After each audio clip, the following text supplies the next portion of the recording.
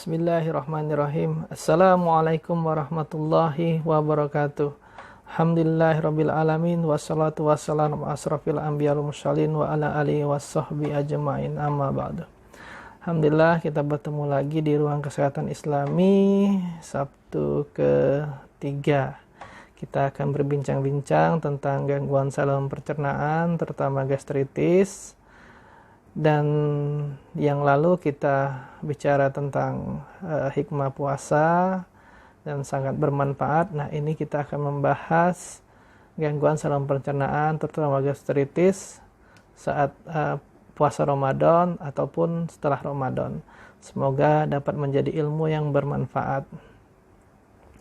Sebelum kita mulai, alamat Rumah Sehat Indonesia, Jalan Ruyung, Blok A20, nomor 7, RT 004 RW 04, Kafling PTB DKI, Pondok Kelapa, Jakarta Timur, atau bisa searching di Google Rumah Sehat Indonesia Pondok Kelapa, atau di YouTube saya RM Alfian MSI, atau website www.klinikhajalai.com. Jangan lupa subscribe di YouTube RM Alfian MSI agar dapat update-update yang bermanfaat semoga. Baik, kita mulai gangguan saluran pencernaan.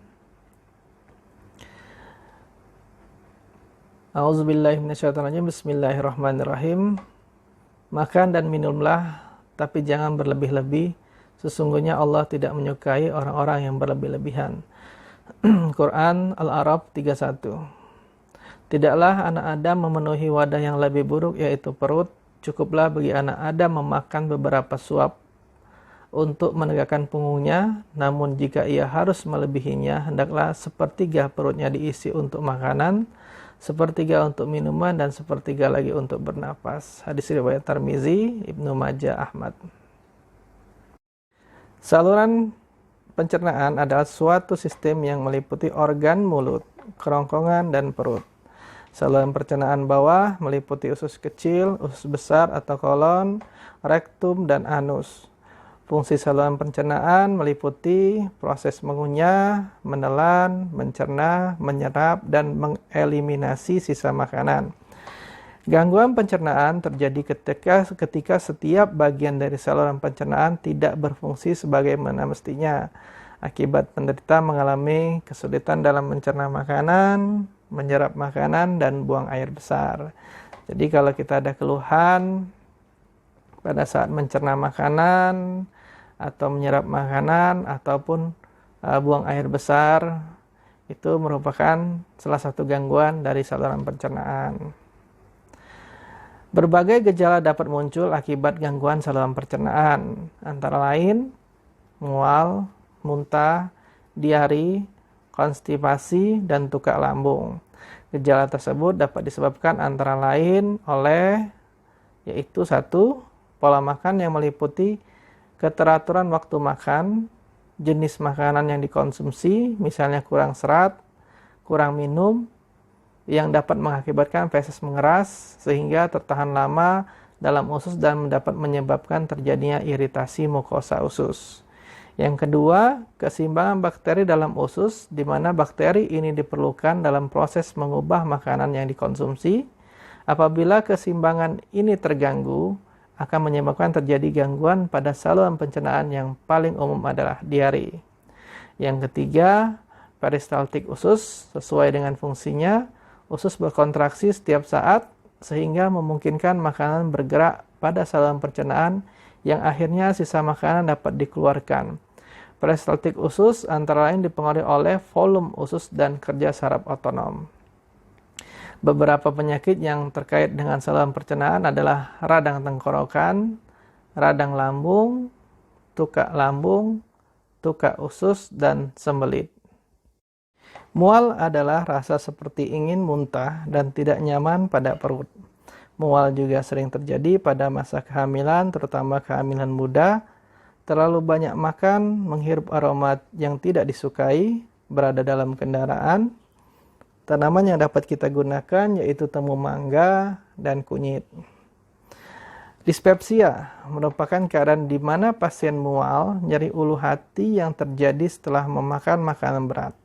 Pengobatan dilakukan menggunakan tanaman yang mempunyai efek kolagokum, yaitu yang meningkatkan produksi empedu atau mengkosongkan kandung empedu. Tanaman yang sering digunakan yaitu temulawak dan kunyit.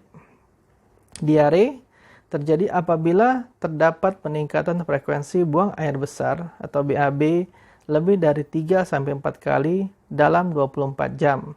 Konsistensi lembek atau cair. Setiap individu memiliki frekuensi dan konsistensi feses waktu BAB yang berbeda. Beberapa individu hingga 3 kali sehari, sedangkan yang lain hanya 1 kali dalam 2 hari. Tanaman yang dapat digunakan yaitu jambu biji, daun teh.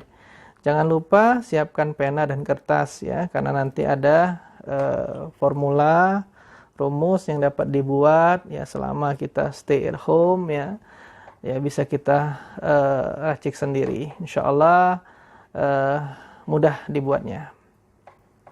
Nah yang tadi juga jangan lupa ya dicatat ya, karena itu sangat bermanfaat bila ada kita mual atau tadi konstipasi ya, atau kita tadi diare ya, itu sangat bermanfaat ya. Dulu siapa ya? Kalau nggak salah siapa ya? Mas Rizal ya, Mas Rizal kalau nggak salah waktu itu dia diare. Nah itu resepnya saya kasih tahu. Alhamdulillah Allah kasih sembuh ya. Konstipasi atau sembelit merupakan kondisi yang berlawanan dengan diare. Adalah suatu keadaan yang ditandai dengan gerakan peristatik usus yang terganggu, sukar dan berkurang. Keadaan ini dapat disebabkan oleh makanan yang kurang sesuai atau kurangnya aktivitas fisik atau faktor-faktor yang bersifat subjektif. Misalnya tegang, feses terlalu keras, rasa sakit pada waktu buang air besar. Nah, tanaman yang dapat digunakan untuk mengatasi keadaan ini harus bersifat laksatif, ya, stimulan yang bekerja pada saluran pencernaan atau yang dapat membentuk massa, biasanya mengandung serat dalam usus dan dapat menarik air ke dalam usus sehingga feses menjadi lembek ya. Contoh tanaman yaitu rumput laut ya, daun cincau, biji selasi, sena, jati Belanda ya. Jadi kita apalagi saat puasa ini ya, kita kurang serat, nanti susah BAB dan gas lambung naik akhirnya. Jadi kita banyakin serat, terus kurangin makanan-makanan yang bergas ya, nanti kita sebutkan ya. Flatulen merupakan keadaan di mana keluar angin yang berlebihan dari dalam tubuh dan biasanya diatasi dengan tanaman yang mempunyai efek karminatif ya, seperti daun peppermint, daun mint, adas dan tanaman lain yang mengandung minyak asiri. Nah, ini juga kita di rumah daun mint ini kita tanam ya, daun mint, daun peppermint ya, di rumah di depan ya, pot-pot kecil aja. Dan ini bisa dibikin minuman untuk kita sore-sore ya, dengan kunyit, jahe, temulawak, daun mint, serai, itu sangat enak sekali. Nah ini bisa juga para pendengar bisa juga menanam ya, pot-pot kecil cukup kok. Insya Allah sangat bermanfaat. Baik, kita teruskan ke gastritis atau tukak lambung ya. Nah, ini poinnya yang kita akan bicarakan adalah gastritis. Tadi macam-macam gangguan saluran pencernaan. Nah, tapi yang kita fokuskan adalah tukak lambung atau gastritis. Walaupun tadi diberikan resep-resep juga, tetapi kita tidak fokus ke sana ya. Oke, gastritis merupakan kondisi di mana terdapat luka terbuka atau kerusakan pada jaringan lambung yang dapat disebabkan oleh karena kelainan sekresi asam lambung, pepsin, dan infeksi bakteri. Tukak lambung dapat terbentuk di perut lapisan dalam, ulcus pepticum, bagian atas usus halus, ulcus duodenum, atau kerongkongan ulcus esophageal. Telah dilaporkan bahwa bakteri Helicobacter pylori adalah penyebab paling umum terjadi tukak lambung dan duodenum. Beberapa obat termasuk aspirin dan obat antiinflamasi non-steroid atau AINES dapat merusak mukosa lambung. Kebiasaan merokok dan minuman alkohol berlebihan meningkatkan risiko seseorang terkena ulkus. Tingkat stres yang tinggi, makanan asam, dan minuman dapat memperburuk gejala tukak lambung. Tukak lambung umumnya menyebabkan rasa sakit yang mungkin dirasakan yaitu dari dada hingga perut.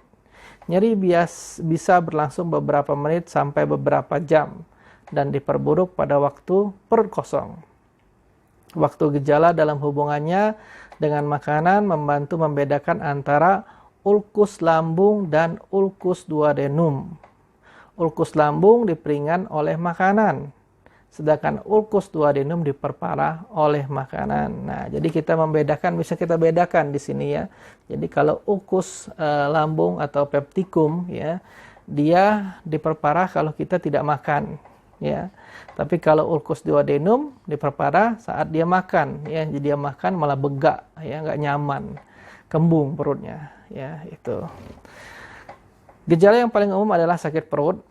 Gejala lain adalah bersendawa, ya, perut kembung, mual, muntah, dan rasa penuh atau terbakar di atas perut atau heartburn, ya.